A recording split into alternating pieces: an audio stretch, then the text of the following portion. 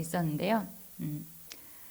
그 오늘 이렇게 제가 찬양을 이렇게 하는데, 제가 그 주님이 저에게 지금까지 저와 우리 엄마를 삶의 여러 가지 그 파고 속에서 지켜주신 것 같이 주님께서 지켜주실 거다. 우리 성도님들을, 우리 지금 우리 성도님들이 좀 중요한 문제를 앞두고 계신 분도 있고, 또 이제 가정 안에서 또 어려움이 있는 그런 분들도 있는데요. 주님께서 우리 성도님들을 붙들어 주시겠다. 아까 제가 찬양을 할 때 그런 응답을 받아가지고 감사했습니다. 그래서 우리가 담대할 수 있는 이유는 뭐냐면은 주님의 은혜에 대한 확신 때문이거든요. 근데 우리 안에 주님이 나를 은혜로 붙들어 주신다는 확신이 없으면 우리가 쫄게 되고 두렵게 됩니다. 근데 여러분께서 주님이 분명히 은혜를 주시리라 하는 그 담대함으로 여러분들이 쫄지 마시고 불안해하지 마시기를 바랍니다. 네. 우리는 지난주부터 에베소서 4장을 본문으로 옛사람은 어떤 모습을 가지고 있는가를 살펴보고 있습니다. 우리 안에 옛사람과 새사람의 명확한 구분이 있어야 하는데 그것이 어려우신 그런 분들이 있습니다. 원래 천성이 착하신 분들, 또 예수를 믿지 않았어도 나쁜 짓은 절대 하지 않을 것 같은 그런 분들, 또는 어릴 때부터 교회에 다녀서 기독교적인 그런 문화가 몸에 배신 분들, 우리 자매님 같으신 분들, 그런 분들은 옛사람과 새사람의 구분이 어렵습니다. 저도 그런 부류 중에 하나였습니다. 그러나 성경은 우리에게 날마다 새로워질 것에 대해서 요구를 하고 있습니다. 고린도후서 5장 17절입니다. 그런즉 누구든지 그리스도 안에 있으면 새로운 피조물이라. 이전 것은 지나갔으니 보라 새 것이 되었도다. 여기에서 새 것은 완전히 질적으로 새롭게 변화된 그러한 존재를 말합니다. 새로워지는 것은 우리가 구원에 대한 확신을 가질 때 끝나고 마는 그런 단 이례적인 그런 사건이 아닙니다. 제가 이 초등학교 2학년 때부터 지금까지 한 번도 빠짐없이 주일 예배를 매 주일마다 예배를 드렸는데요. 처음 교회에 다니게 된 그때만 제가 새로워지는 그런 일을 경험하고 나이 50이 된 지금까지 42년 동안 어떤 한 그런 변화도 없다면, 새로워지는 그런 변화가 없다면 기독교는 매우 지루하고 죽어서야 새로워지는 그런 종교가 되어버립니다. 그러나 제가 경험한 기독교는 그렇지 않습니다. 제가 경험한 기독교는 나를 날마다 매일 새로워지게 만드는 그러한 종교입니다. 어제와 오늘이, 지난주와 이번 주가, 또 지난 주일 예배 때 느꼈던 그 감동과 오늘 예배 중에 주님이 주시는 그 은혜와 감동이 다릅니다. 우리가 추구해야 하는 것은 날마다 우리가 새롭게 되어가는 것입니다. 예배와 기도와 성찰, 성경 묵상을 통해서 예수 안에서 보내는 오늘과 어제가 달라야 합니다. 어제 느꼈던 주님에 대한 감동이 오늘 새로워지고 달라야 합니다. 지난주에 느꼈던 그 예배 시간에 그 은혜가 이번 주에 또 새로워져야만 합니다.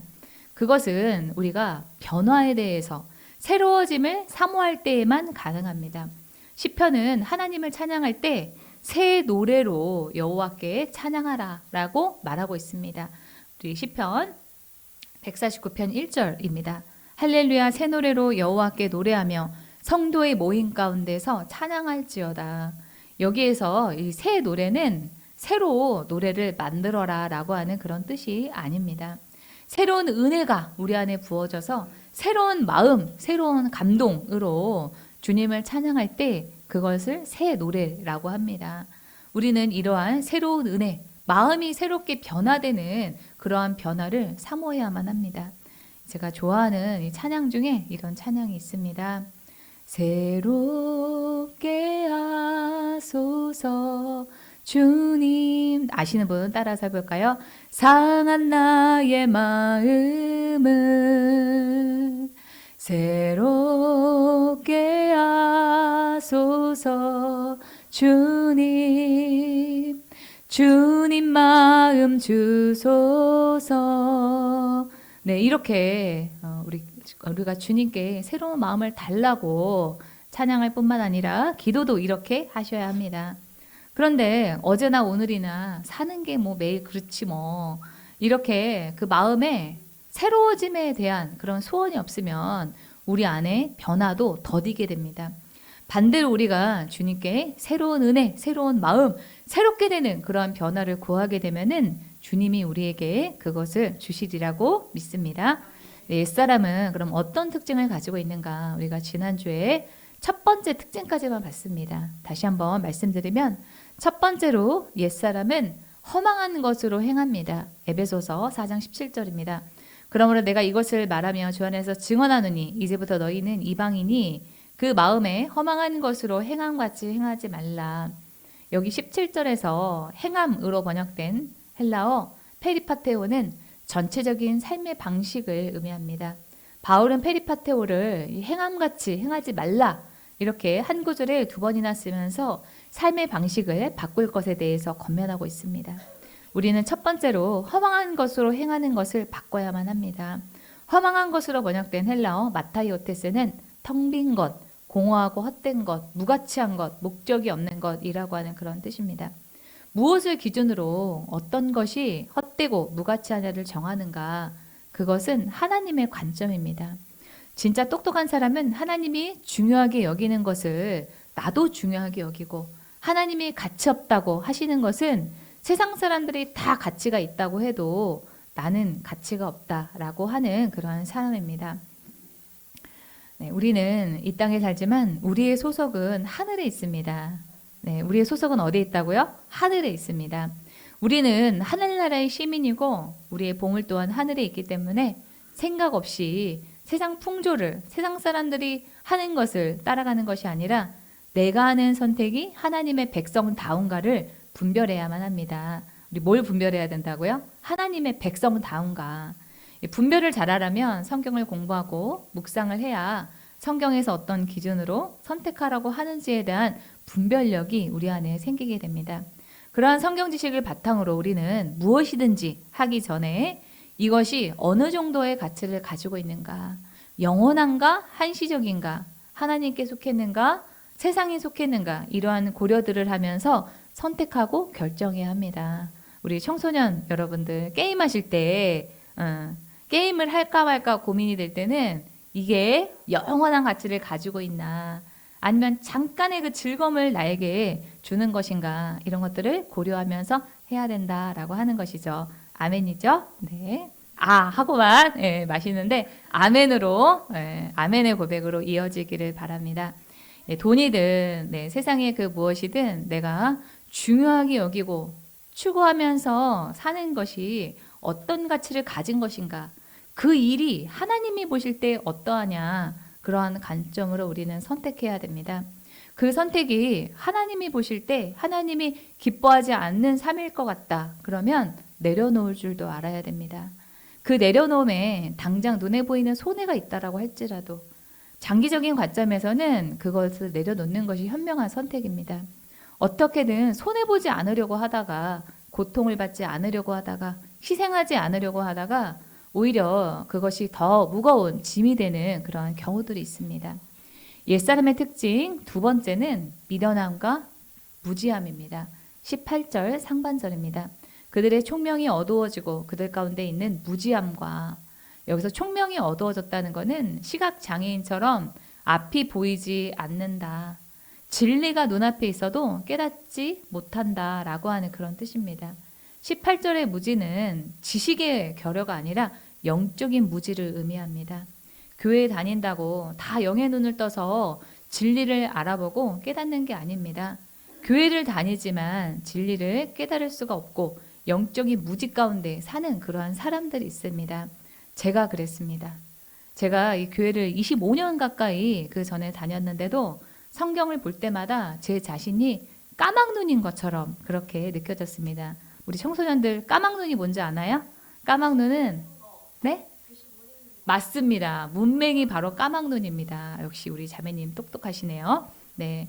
그러니까 성경을 제가 읽으면은 대강의 그 줄거리는 알겠는데 그 속에 담긴 뜻이 뭔지를 모르겠어가지고 성경을 제가 읽을 때마다 재미가 없었습니다.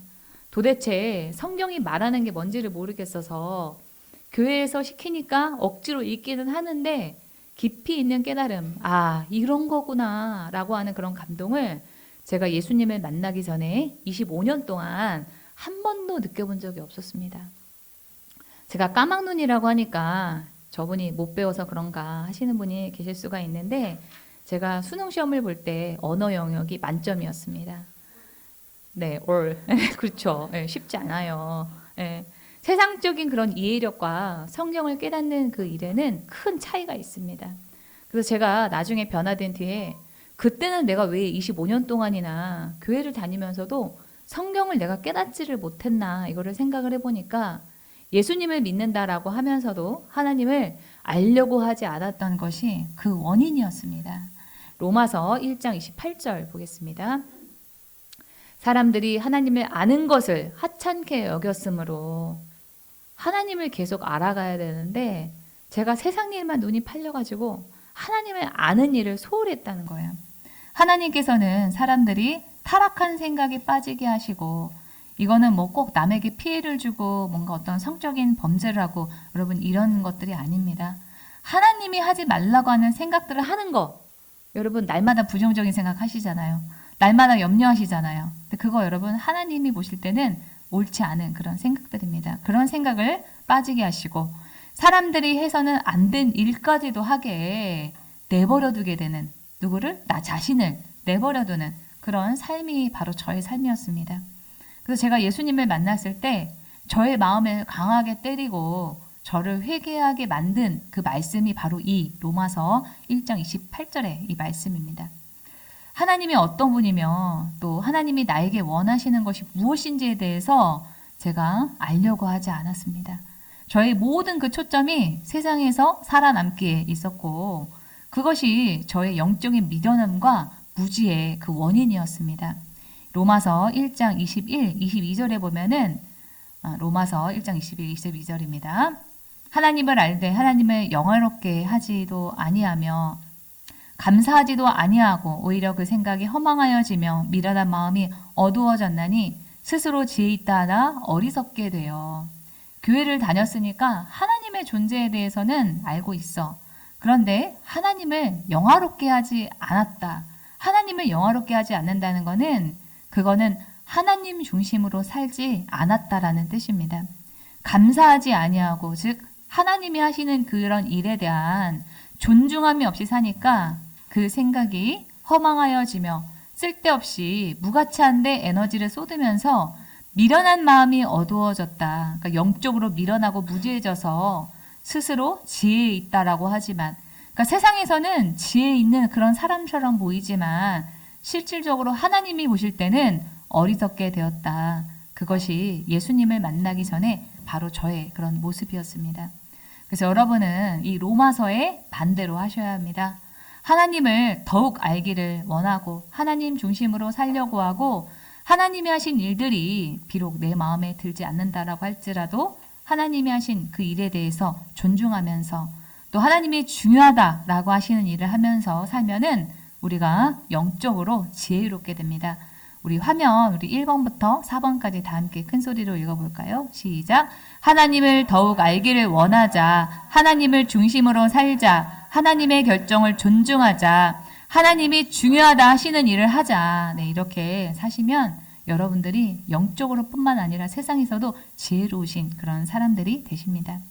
이 성경에 담긴 진리는 하나님이 우리에게 깨닫게 해주셔야지만이 가능하게 됩니다. 바울은 고린도후서 4장 6절에서 이렇게 말합니다. 우리 다 함께 읽어볼까요? 시작. 어둠 속에 빛이 비쳐라 하고 말씀하신 하나님께서 우리의 마음속을 비춰주셔서 예수 그리스도의 얼굴에 나타난 하나님의 영광을 아는 지식의 빛을 우리에게 주셨습니다. 그러니까 하나님이 진리를 깨닫게 주셔야지 우리가 성경을 이해하고 성경을 묵상하거나 설교를 들을 때 마음의 감동을 받는 거니까, 성경을 읽기 전에 이 말씀을 근거로 우리가 기도를 해야 된다라고 하는 겁니다.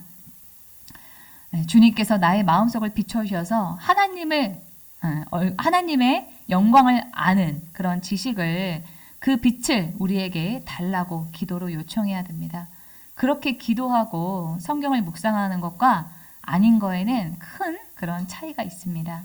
제가 이 교회를 25년 동안 다니고 난 다음에 예수님을 만난 후에 저의 그 영적인 미련함이 벗겨지다 보니까, 우리 신랑은 지금도 너의 영적인 미련함이 덜 벗겨졌다 이렇게 구박을 할 때가 있지만 벗겨질 그렇지 않다라고 하네요. 네네. 네. 네, 저의 영적인 그런 미련함이 벗겨지면서 제가 경험하게 된 거는 성경을 볼 때마다 성경에서 그 말하는 그 감동과 깨달음이 무궁무진하다. 성경에 있는 지혜와 즐거움이 어마어마하구나라는 그런 생각을 하게 되었습니다. 네, 이 자리에 계신 모든 분들 다 그런 경험들 해보셨죠? 네, 다 저보다 더 나신 그런 분들이십니다. 책상에 앉아서 제가 성경을 하루 종일 봐도 지겹지가 않고 너무나 재밌었습니다. 성경을 묵상을 할 때마다 주님이 주신 감동이 커서 책상 앞에 앉아서 묵상을 하면서 수없이 울었습니다. 그렇게 영적인 총명이 밝아지고 무지함이 벗겨지면 우리가 지혜로워집니다. 하나님의 지혜, 하늘의 통찰력이 우리 안에 부어지게 됩니다. 그렇게 되면 어떻게 될까요? 불안이 없어지게 됩니다. 우리가 불안하고 두려운 이유는 왜 그러나요? 모르니까 불안하고 두려운 겁니다. 어떻게 될지 모르기 때문에, 확신이 없기 때문에 우리 마음에 불안하고 두려운 거죠. 그러나 우리가 알게 되면, 어떤 일이 일어날지 뻔하게 되면은 우리가 불안하지 않게 됩니다. 그래서 그 영적인 지식과 그 총명함이 우리를 이 세상에서 두렵지 않게 우리를 붙잡아 줍니다. 왜? 하나님의 은혜를 알고 하나님의 그 지극히 크심을 우리가 알게 되기 때문에 우리 마음에 불안이 사라지게 되는 거예요.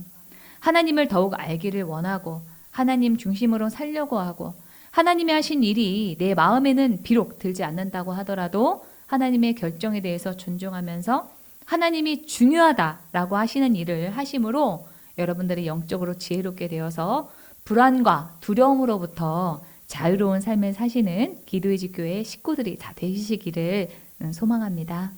네, 옛사람의 세 번째 특징은 18절 하반절에 마음의 굳어짐에 있습니다. 제가 읽어보겠습니다. 그들의 마음이 굳어짐으로 말미암아 하나님의 생명에서 떠나 있도다. 여기서 굳어짐은 헬라어로 포로시스인데요. 돌같이 굳어지는 것, 무감각해지는 것으로 영적인 감각이 마비된 상태를 의미합니다. 원래 우리는 하나님의 음성을 듣고 하나님이 주시는 감동을 마음에 받아서 사는 그러한 존재로 창조가 되었습니다. 그런데 그게 안 되는 상태가 바로 포로시스의 상태입니다. 네, 우리 아직 하나님의 음성 못 들으실 우리 형제 자매님들 있으시죠? 네, 솔직하게 손 들어주셔서 감사합니다. 아직 포로시스의 상태에 계시는 겁니다. 앞으로 변화되리라 믿습니다. 네, 하나님의 그 음성이 들리지 않고 하나님이 주시는 감동이 우리 마음에 전혀 느껴지지 않는다. 그것은 우리의 마음이 굳어져 있기 때문입니다. 예수하면은 마음에 감동이 있고 구원받아서 그 하나님의 은혜를 누리고 사는 그 일에 대한 그런 감사가 있어서 예배에 참석하면은 눈물이 흐르고 그래야 영적인 감각이 살아있는 건데 하나님의 생각을 묻지 않고 내 생각대로 할 때, 죄를 가볍게 여길 때, 죄에 대해서 점차 둔감해지고 무감각해지면서 하나님의 음성이 들리지 않고 마음에 어떠한 감동도 느껴지지 않게 됩니다. 우리 그 많은 질병들이 있지만 그 질병 중에서 간경화라고 하는 그러한 질병이 있습니다.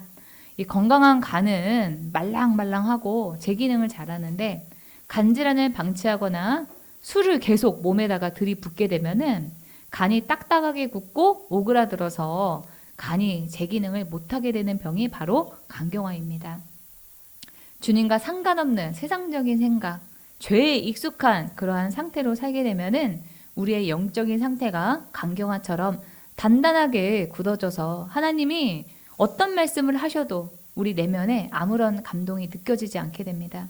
그래서 하나님의 말씀에 순종할 수 없는 상태, 그것이 굳어진 포로시스입니다.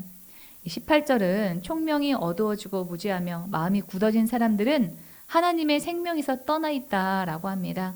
하나님에 대해서 깨닫지 못하고 몰라서 거부하니까 하나님을 알 수 없고 그들에게는 하나님의 생명이 없습니다.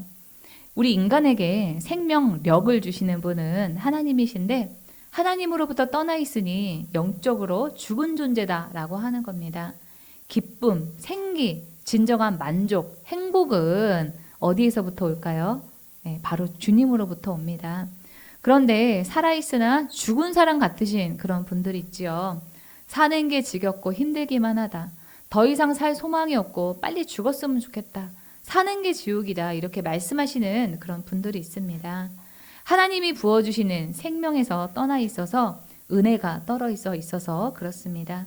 그래서 주여 주여 하면서 주님의 임재를 구하면서 생명력을 부어달라고 다시 살아갈 그러한 소망을 부어달라고 기도를 해야 합니다.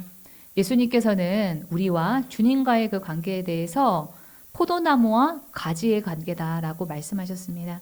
우리 여기 박스에 있는 이 말씀 요한복음 15장 5절을 큰 소리로 읽어보겠습니다. 시작.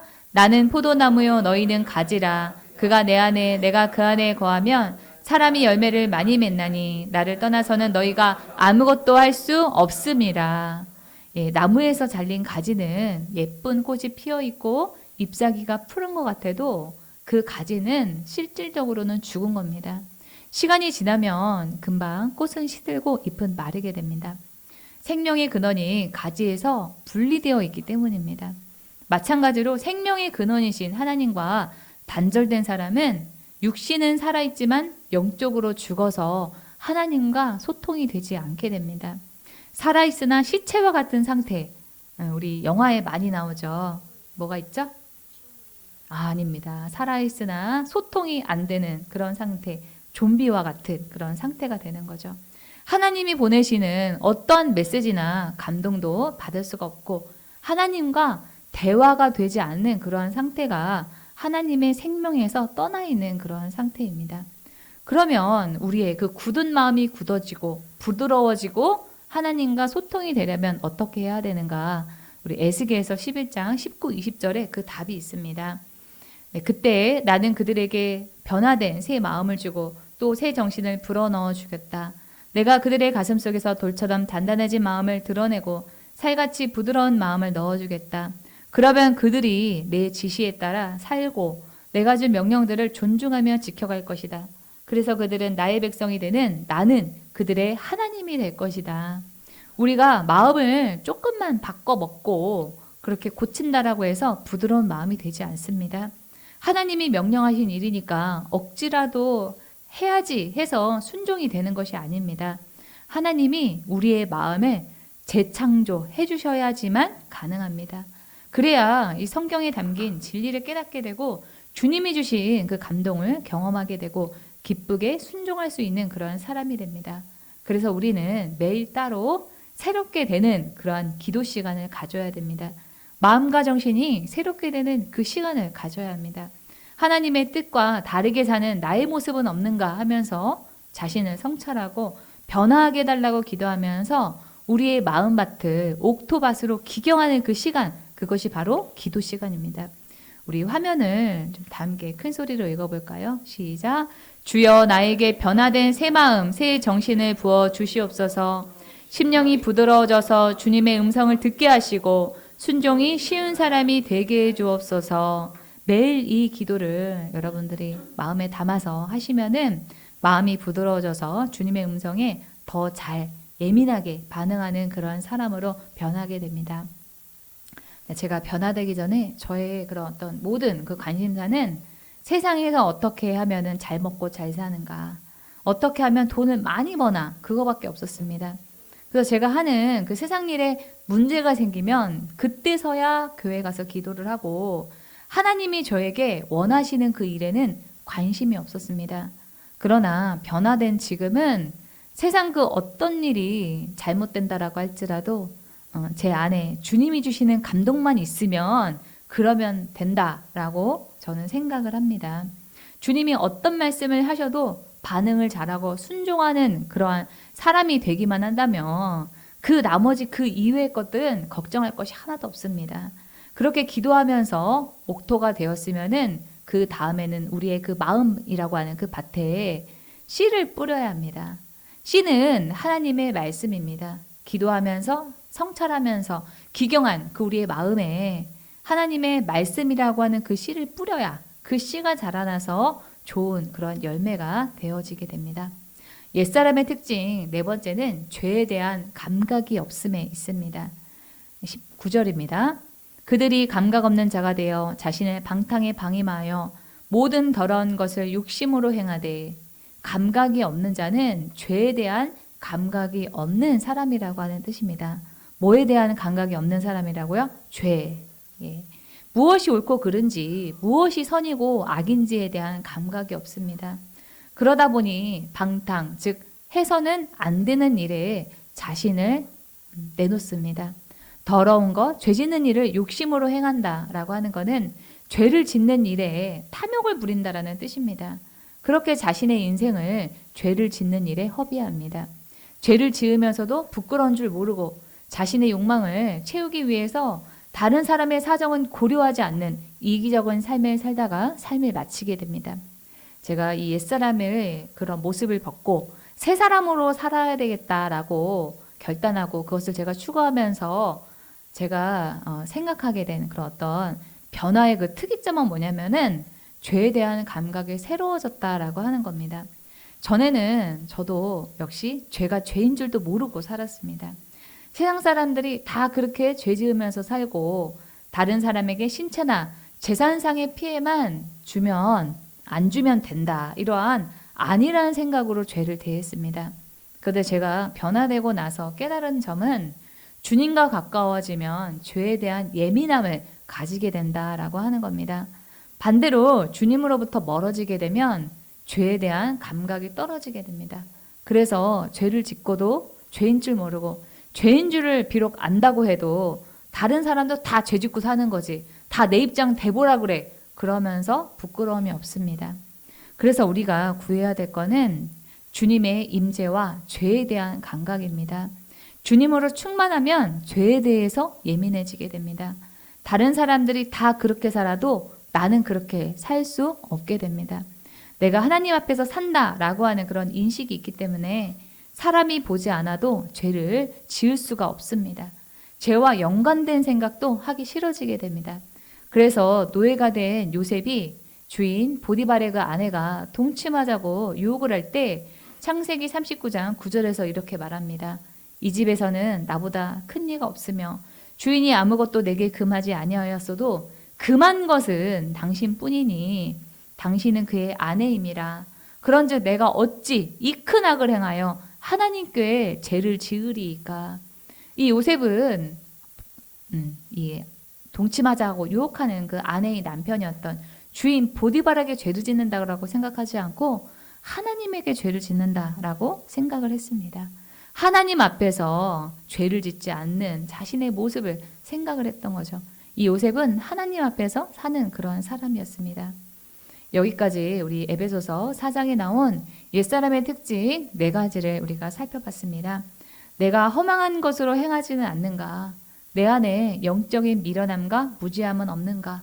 마음의 굳어짐과 죄에 대한 감각이 없음이 내 안에 있는 것은 아닌가를 점검하는 그러한 시간이 되었기를 바랍니다.